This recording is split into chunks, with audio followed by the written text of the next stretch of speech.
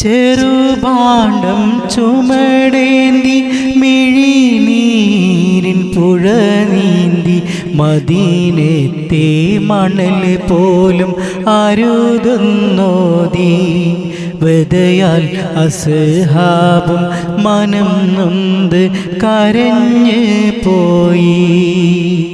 മണിമുത്ത് റസൂലിൻ്റെ വിയോഗത്തിൻ കഥ കേട്ട് ഒളിവർ പൂബിലാലെന്ന് തകർന്ന് തേങ്ങി.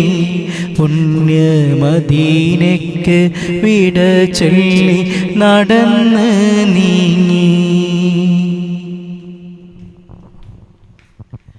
റസൂലില്ല മദീനത്ത് വസിക്കാനീ ബിലാലില്ല. അസ്ഹാബിങ്ങളെ ഒന്നും കരുതിയിടല്ല. എൻ്റെ ഹൃദയത്തിനിതു താങ്ങാൻ കരുത്തുമില്ല. അടിമയാം ബിലാലിന് അടിതെറ്റും നിതായിന്ന്.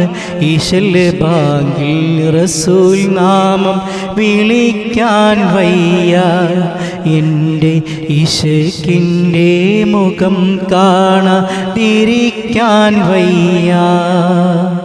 മണിമുത്ത് റസൂലിൻ്റെ വിയോഗത്തിൻ കഥ കേട്ട് ഒളിവർ പൂബിലാലെന്ന് തകർന്ന് തേങ്ങി.